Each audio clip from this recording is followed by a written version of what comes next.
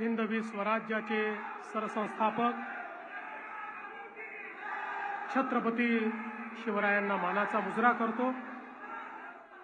भारतीय राज्यघटनेचे शिल्पकार भारतरत्न डॉक्टर बाबासाहेब आंबेडकर यांना मानवंदना अर्पित करतो।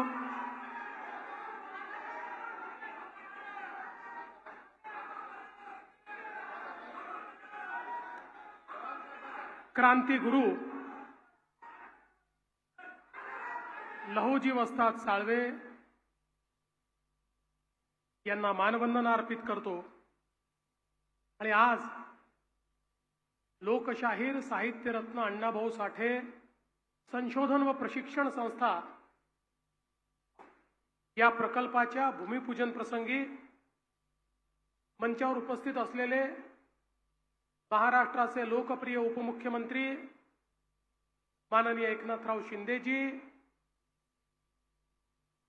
भारत सरकारचे सामाजिक न्याय राज्यमंत्री रामदास आठवलेजी, मंत्रिमंडळातील आमचे सहकारी आशिष शेलारजी, संजय शिरसाटजी, मंगल प्रभात लोढाजी, उपसभापती सचिन अहिरजी, लोकप्रिय खासदार संजय दिना पाटीलजी, महापौर रितू तावडेजी, या ठिकाणी उपस्थित सन्माननीय आमदार राम कदमजी, अमित गोरखेजी, सन्माननीय श्री अमित साटमजी, प्रसाद लाडजी, या ठिकाणी उपस्थित कालिदास कोळंबकरजी, दिलीप मामा लांडे, तमिल सेल्वनजी, मुरजीभाई पटेल, राजन सिंगजी, मिहिर कोटेचाजी, प्रकाश मेहताजी, भाई गिरकरजी, मनोज कोटकजी, श्याम सावंतजी, अश्विनीताई मते, अशोकराव लोखंडे, सर्जेराव जाधव,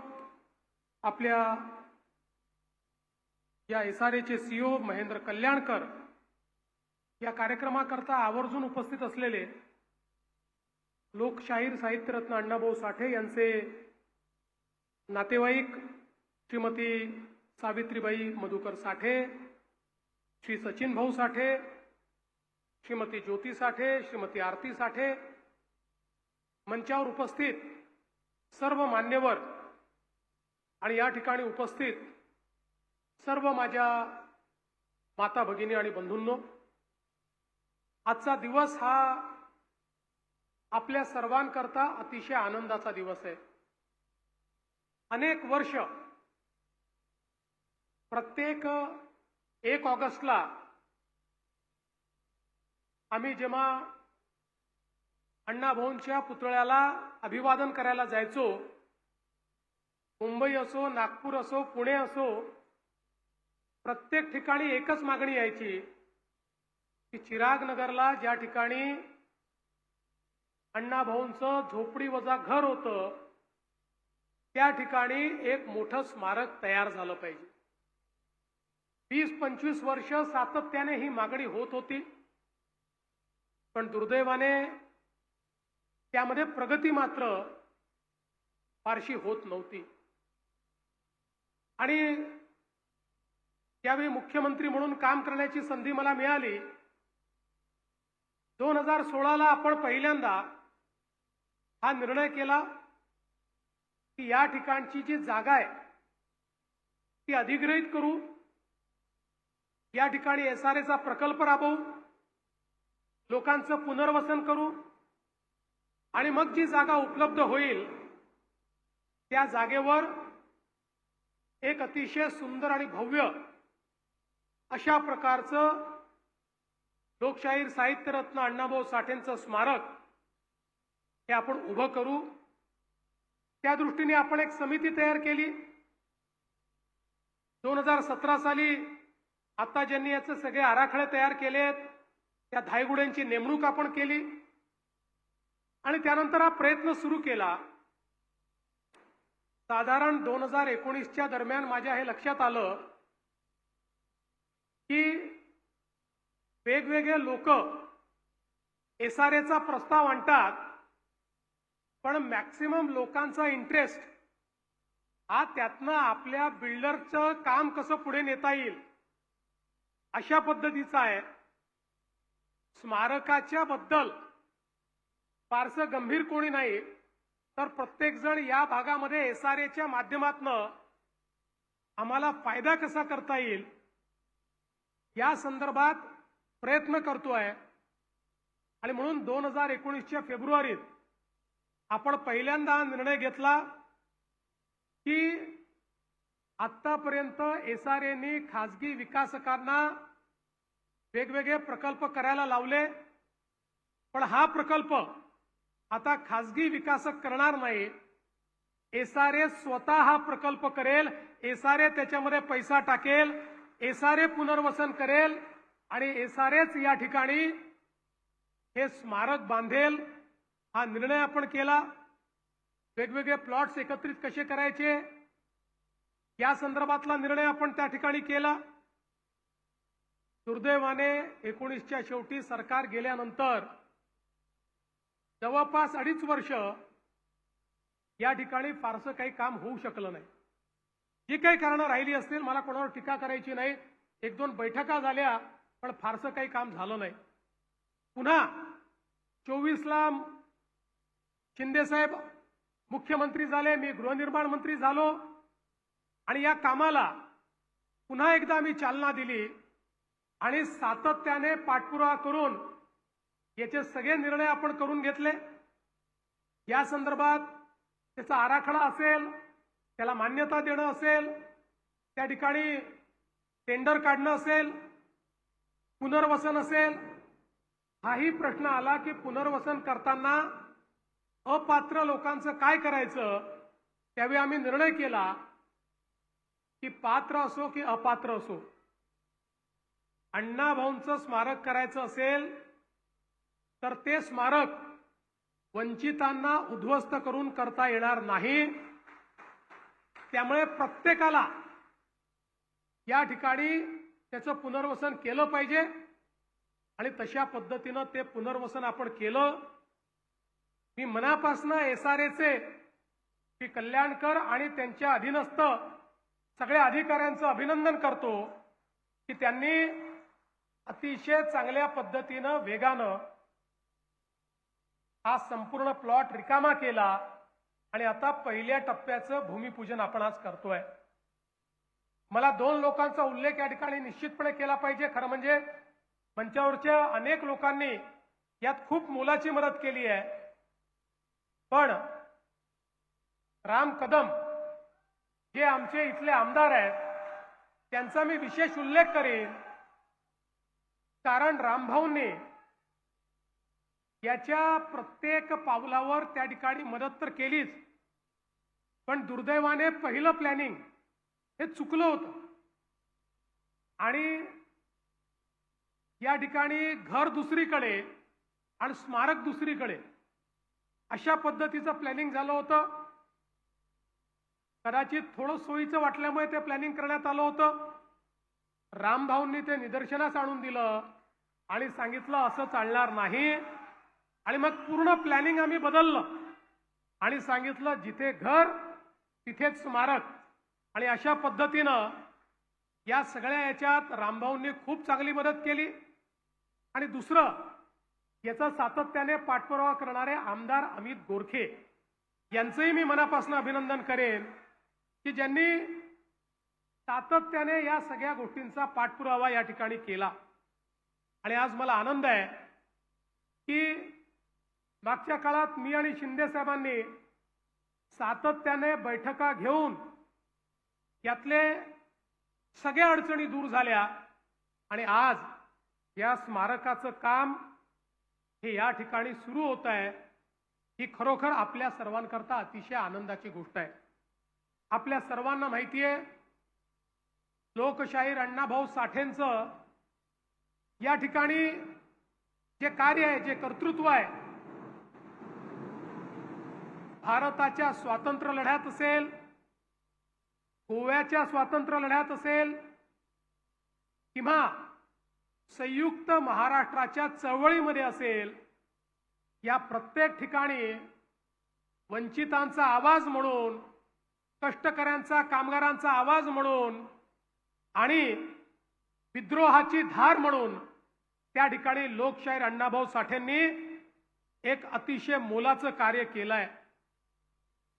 संयुक्त महाराष्ट्राच्या चळवळीत ज्याचा मगाशी उल्लेख झाला की लोकशाहीर अण्णाभाऊ साठे आणि शाहीर अमर शेख या जोडीनं ज्या प्रकारे सामान्य तरुणांच्या रक्तामध्ये सळसळ उत्पन्न केली आणि सामान्य तरुणाईला रस्त्यावर आणून एक प्रकारे त्या चळवळीचा भाग बनवलं आणि ज्यावेळी अतिशय दमनकारी नीती या चळवळीत चालली होती, तत्कालीन केंद्रातलं सरकार, राज्यातलं सरकार रोज लाठीचार्ज करायचं, मोठ्या प्रमाणात दमन करायचं, लोकांना मारहाण व्हायची. त्यावेळी जखमी झालेले जे आमचे संयुक्त महाराष्ट्राचे सेनानी होते, हे पुन्हा एकदा लोकशाहीर अण्णाभाऊ साठेंचं काव्य, त्यांची गीतं ऐकल्यानंतर त्याच ठिकाणी उभे राहायचे आणि पुन्हा संघर्षाला पुढे जायचे. आणि म्हणूनच आचार्य अत्रेंनी लोकशाहीर अण्णाभाऊ साठेंच्या बद्दल बोलताना एकदा सांगितलं, म्हणाले, अण्णाभाऊ, तुमच्या शाहिरीचं कौतुक करण्याकरता छत्रपती शिवाजी महाराजच हवे होते. ते असते तर शेरभर सोन्याची कडी तुम्हाला त्यांनी घातली असती. अशा पद्धतीनं या ठिकाणी लोकशाहीर अण्णाभाऊ साठेंचं खऱ्या अर्थानं त्यांनी वर्णन केलं. समाजातील दुर्बल, कष्टकरी, उपेक्षित, वंचित या सर्वांचं दुःख अण्णाभाऊंच्या साहित्यातनं त्या ठिकाणी प्रगट झालं. आणि त्यांच्या साहित्याला इतकं वैविध्य होतं. कथा होत्या, कादंबऱ्या होत्या, नाट्य होतं, लोकनाट्य होतं, वग, गण, गवळण, पोवाडे, असं कुठलंही क्षेत्र नाही की ज्या क्षेत्रामध्ये लोकशाहीर अण्णाभाऊ साठेंनी आपल्या कार्यातनं आणि कर्तृत्वातनं आपला ठसा उमटवला नाही. खरं म्हणजे वाटेगाव सारख्या एखाद्या छोट्याशा गावातनं 1-2 वर्ग शिकलेला मुलगा मुंबईमध्ये येतो, अतिशय हलाखीच्या परिस्थितीमध्ये, खायला नाही, राहायला नाही, काम नाही, अशा परिस्थितीमध्ये इथे जगतो आणि त्यातून स्वतःच्या पायावर लोकांच्या मनामध्ये एक साम्राज्य तयार करतो. हे लोकशाहीर अण्णाभाऊ साठेंनी या ठिकाणी करून दाखवलं. आणि खऱ्या अर्थानं लोकशाहीर अण्णाभाऊ साठेंच्या साहित्याची उंची काय, भारतातल्या भिन्न भिन्न भाषांमध्ये हे साहित्य अनुवादित झालं याचं मला आश्चर्य वाटत नाही.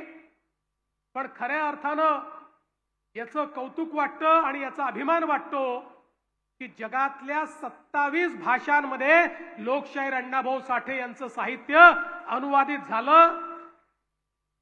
आणि रशियन असेल, फ्रेंच असेल, इटालियन असेल, वेगवेगळ्या अतिशय प्रगत अशा प्रकारच्या देशांच्या भाषांमध्ये लोकशाहीर अण्णाभाऊ साठे यांचं हे साहित्य पोचलं. खरं तर लोकशाहीर अण्णाभाऊ साठेंनी लिहिलेलं छत्रपती शिवरायांचं चरित्र देखील रशियात पोचलं. 2022 मध्ये मला संधी मिळाली रशियाच्या मॉस्कोच्या विद्यापीठामध्ये, त्या ठिकाणी त्यांनी लोकशाहीर अण्णाभाऊ साठेंच्या पुतळ्याची स्थापना केली आणि त्या कार्यक्रमाला आम्ही हजर होतो. आठवले साहेब, आपण देखील त्या ठिकाणी होतात. आणि त्यावेळी त्या रशियाच्या युनिव्हर्सिटीच्या लायब्ररीमध्ये लोकशाहीर अण्णाभाऊ साठेंच्या साहित्यावर कन्व्हेन्शन झालं. आणि त्या कन्व्हेन्शन मध्ये रशियन बोलणाऱ्या, रशियन रहिवासी असलेल्या अनेक साहित्यिकांनी त्या प्रकारे अण्णाभाऊंच्या संदर्भात, त्यांच्या साहित्याच्या संदर्भात आपली मतं व्यक्त केली. आमचा सर्वांचा ऊर भरून आला. अभिमानाने आमची छाती मोठी झाली की आपले लोकशाहीर अण्णाभाऊ साठे हे दिग्विजयी झाले. त्यांनी संपूर्ण जगामध्ये आपलं साहित्य हे त्या ठिकाणी पोचवलं.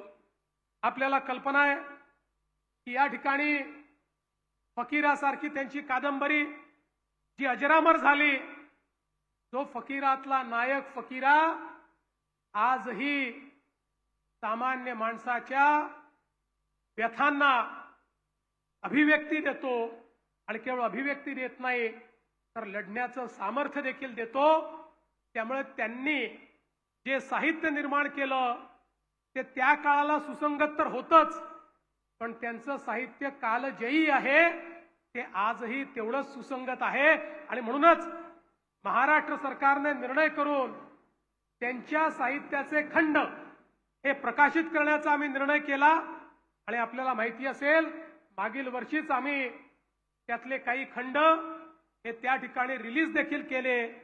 अण्णाभाऊंचं हे जे काही साहित्य आहे हे सामान्यातल्या सामान्य माणसापर्यंत पोचलं पाहिजे आणि त्यांनी जो दिलेला मंत्र आहे तो मंत्र सर्वसामान्यांच्या जीवनाचा मंत्र झाला पाहिजे, याकरता हे सगळे प्रयत्न आपण केले।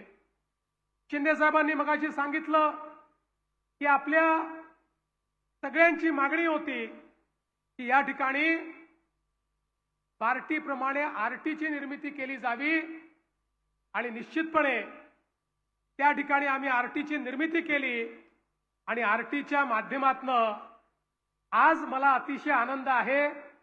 त्यावेळी आमच्या एका छोट्या भगिनीचा आम्ही सत्कार केला जी IAS ची परीक्षा पास झाली आणि आपल्या समाजातनं ही मुलगी आज IAS मध्ये गेली। पण माझी आपल्या सर्वांना विनंती आहे, एकीकडे साहित्यरत्न अण्णाभाऊ साठे आहेत, खरं म्हणजे आमच्या मातंग समाजामध्ये तर कलावंतांची कमतरता नाही आहे। कलावंतांची खाण कुठे शोधायची असेल तर आमच्या मातंग समाजामध्ये गेलं तर ती खाण आपल्याला त्या ठिकाणी पाहायला मिळते। पण त्याच वेळी आज आवश्यक काय आहे?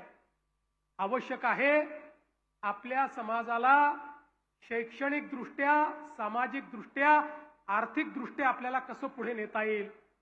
विशेषतः शैक्षणिक क्षेत्रामध्ये आजही समाजामध्ये काही प्रमाणात मागासलेपण आपल्याला पाहायला मिळतं आणि म्हणून ते मागासलेपण दूर करण्याकरता विविध उपाययोजना आपण करतो की ज्या उपाययोजनांच्या माध्यमातून एकदा जर आमचा तरुण हा या शिक्षणाच्या मुख्यधारेत आला तर लोकशाहीर अण्णाभाऊ साठेंना तर शिकण्याची संधी मिळाली नाही, पण त्यांच्यावर आज अनेक लोक PhD करतायत।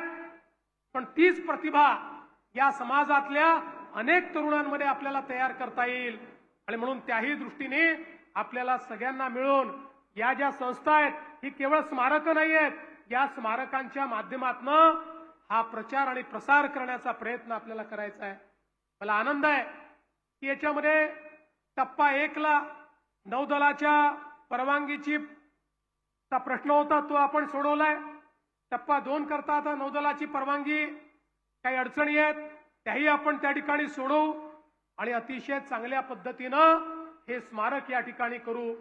मला याही गोष्टीचा आनंद आहे की मागच्या काळामध्ये शिंदे साहेबांनी आणि आम्ही ज्यांना आपण भारतीय इतिहासामध्ये क्रांती गुरु म्हणून ओळखतो ते लहुजी वस्ताद साळवे यांचंही अतिशय महत्त्वाचं स्मारक हे पुण्यामध्ये तयार करायची सुरुवात केली। मी आताच लोखंडेंना विचारत होतो, ते समितीचे अध्यक्ष आहेत, त्यांनी सांगितलं 65% काम आता पूर्ण झालेलं आहे आणि लवकरच तेही स्मारक हे आपण पूर्ण करू। भारतीय स्वातंत्र्याच्या इतिहासामध्ये सर्वात जास्त स्वातंत्र्य सेनानी तयार करणारे जर कोणी असतील तर ते क्रांतिगुरु लहुजी वस्ताद साळवे होते आणि म्हणून या क्रांतिगुरूंना देखील अभिवादन करण्याचं काम या ठिकाणी आपण करतो। मी आज या निमित्ताने SRA ला एकच गोष्ट सांगणार आहे, तुम्ही आता सगळं काम वेगाने केलंय, पण मी तुमच्या टाइमलाईन बघत होतो त्यावेळी स्मारकाचं उद्घाटन तुम्ही 4 वर्षांनी ठेवलंय। 4 वर्षांनी नाही, जुलै 2029 ला याचं उद्घाटन करायचं आहे आणि मी आजच शब्द देतो, जुलै 2029 ला जर तुम्ही उद्घाटन केलं, शिंदे साहेब आणि मी या ठिकाणी माननीय पंतप्रधान नरेंद्र मोदीजींना उद्घाटनाकरता घेऊन येऊ आणि त्यांच्या हस्ते या स्मारकाचं उद्घाटन हे या ठिकाणी आम्ही केल्याशिवाय राहणार नाही। मी पुन्हा एकदा आपल्या सर्वांचं मनापासून स्वागत करतो। SRAच्या अधिकाऱ्यांचं मनापासून अभिनंदन करतो। मंचावरची सगळी नेते मंडळी, आमचे पालकमंत्री या ठिकाणी असतील, आशिषजी, आमचे सचिन अहिरजी, मंगल प्रभातजी, विशेषतः आमचे सामाजिक न्याय मंत्री, या प्रत्येकाने या कामामध्ये मोलाचा वाटा उचललेला आहे। त्यामुळे त्या सगळ्यांचे मनापासून आभार मानून मी माझे 2 शब्द संपवतो। धन्यवाद। जय हिंद, जय महाराष्ट्र, जय भीम, जय लहूजी।